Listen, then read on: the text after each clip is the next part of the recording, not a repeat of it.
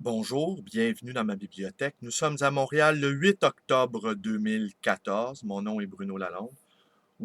Aujourd'hui, je vous lis un court passage de cette revue Contre-jour, le numéro 33, été 2014. J'ai assisté au lancement hier soir à la librairie Le Port de Tête sur l'avenue Mont-Royal et je voulais y retrouver mes deux amis, Robert Hébert et Christian Saint-Germain. Alors, Christian Saint-Germain nous a offert un grand numéro comique en nous lisant un passage. Non, en fait, il a commenté le- son texte. Son texte qui est d'une grande drôlerie. Et Christian Saint-Germain dit de moi que je suis le dernier, je suis un héros antique en tenant boutique dans un contexte difficile et que je suis, et c'est ça, il le pense, il me l'a dit à quelques reprises, que je suis la dernière courroie de transmission de la culture. Et il rajoute, dans une parenthèse à peine audible, nous en sommes rendus là. Christian, que je fréquente, que je vois toutes les semaines, depuis 20 ans à la librairie. Un érudit, assurément. Le mot juste, toujours. Et c'est un grand, grand mélancolique. Hier, nous avons eu droit à la grande et haute expression de la mélancolie, un brin jubilante, quelque chose de si orant chez ce personnage, fort en charpente, mais avec une voix douce et un regard légèrement inquiet. Je pense qu'il est inquiet des propos qui sortent de sa bouche. Beaucoup d'humour pourrait se recycler dans l'humour, devenir millionnaire. Enfin, Christian, un peu d'ambition. Alors voilà, je vais vous en lire un passage.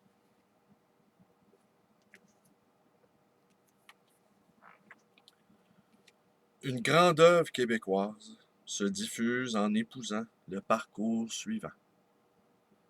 Parlotte Cholivieri, avec quelques vieux sortis du Rock Hill pour faire leur marche.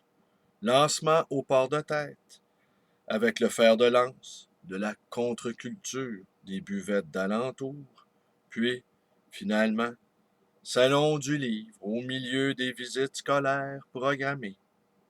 Le tout doit être gratis et pédagogique. Tout gratis au milieu des acronymes de commanditaires bien en vue, feuilles d'érable et feuilles de lys confondues.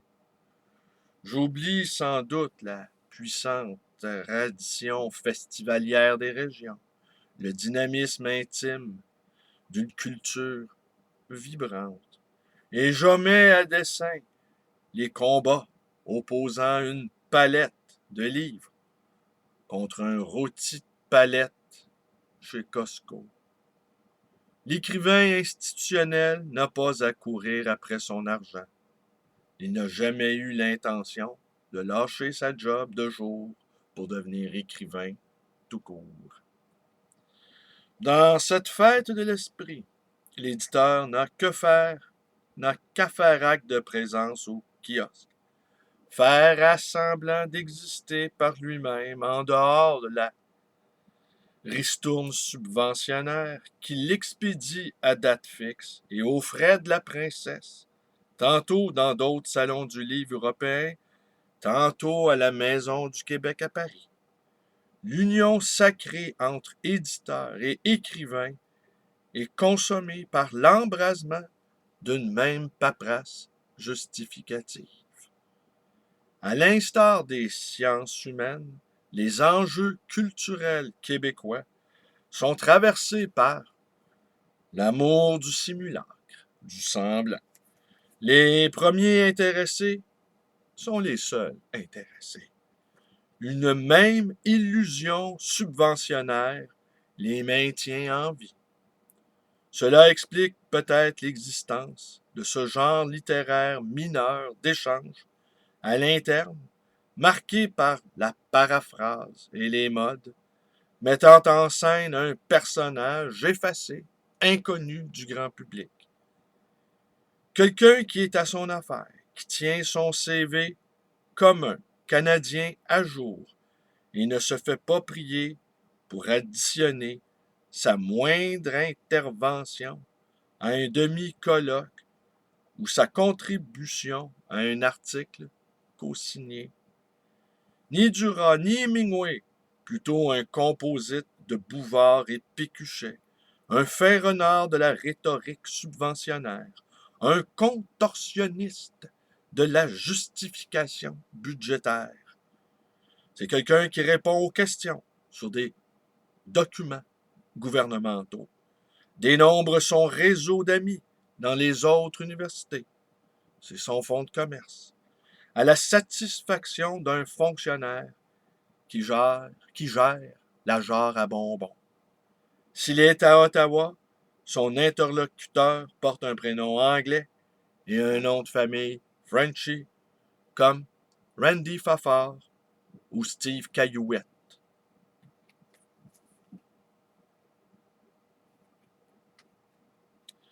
L'écrivain universitaire s'inscrit dans cette longue tradition d'acolyte, de faire-valoir institutionnel. D'une main, il tient les burettes de la normalisation, de l'autre, celle de l'évaluation littérale. Préposé au noble mensonge de la Révolution tranquille, cet agent de la pastorale universitaire, de l'accessibilité, n'a pas intérêt à faire les fines bouches. Menant carrière par la grâce subventionnaire, il la termine sous la férule de la pénalité actuarielle anticipée. Rouage, pion, merveilleux salarié gesticulant au-dessus d'un plan de cours et réduisant année après année le nombre de lectures obligatoires et finalement ne les espérant même plus. Sa facticité humaniste relève du grand art, mais appartient justement aux arts du cirque. C'est là notre seule et véritable école nationale, dernier rempart contre l'analphabétisation définitive des populations. Très peu de textes sur les départements des sciences humaines sont écrits sur la duplicité de cette condition de facilitateur du dogme de l'accessibilité universitaire. C'est d'une drôlerie. Évidemment, après, il y a eu un échange, une petite table ronde où quelques professeurs se sont récriés de cette description par trop déprimante de l'institution universitaire. Et ça n'aura pas échappé à personne que ce sont des professeurs de cégep qui se sont montrés le plus amicalement outrés du texte de Christian Saint-Germain. Parce que justement, les profs de cégep, quant à eux, ont la possibilité de réveiller quelque chose, de faire naître des vocations. Et par la suite, évidemment, eh bien, le parcours universitaire étant, je pense à la bande dessinée de Lausier, la course du rat, une course effrénée à travers un labyrinthe sans fin, avec des faux miroirs partout qui abusent l'innocent candidat. Et à la fin, peut-être, ceux qui font un doc, un post-doc, généralement n'aspirent pas à être des éveilleurs d'adolescents. Ils aspirent eux aussi à la subvention, au voyage gratis, au copinage. Et ils sont relégués au rôle d'éveilleurs. Christian Saint-Germain répliquait aussi que les profs sont des êtres serviles, ne sont jamais libres. Ce sont des êtres obéissants, disait-il. Ils ne savent qu'obéir. Et qu'au final, on peut y lire dans cette description que l'élève modèle, eh bien, est le modèle de tout le monde proposé. Et l'élève modèle a des bonnes notes, il est obéissant, il ne se confronte pas au pouvoir établi, il compétitionne avec ses petits camarades, il fait la gloire et la fierté de sa famille, il est jalousé par les autres petits étudiants, mais très tôt, roué et habile, il saura se frayer un chemin. Voilà où nous en sommes.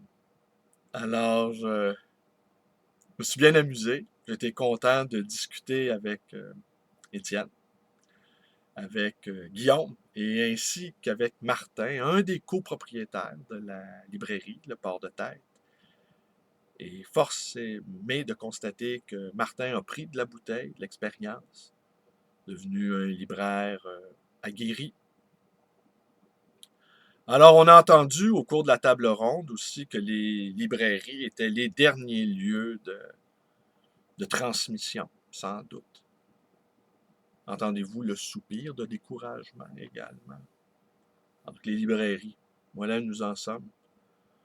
Moi, je demeure un héros antique. À 16 ans, je lisais 17 ans dans ma petite chambre, la rue Prince-Arthur. Entre deux corvées d'usine, je lisais Gauvreau. Et l'énergie, la vie des poètes m'a sauvé. Je n'étais pas fait. Parfois, on me dit j'aurais dû être prof. Je ne pouvais pas être prof. Je détestais l'école. Je détestais les profs. Je détestais les murs. Je détestais tout l'école. Et de chance, je me suis sauvé de l'école parce que j'haïssais tellement ça. Je ne peux pas imaginer. Mais j'avais envie d'avoir une vie entourée de livres. J'avais envie de lire. J'avais envie d'écrire. J'avais envie de vivre, autrement dit. Il fallait que je me sauve. Il fallait que je me sauve. Alors, comment j'aurais pu faire pour être prof? Je ne le sais pas.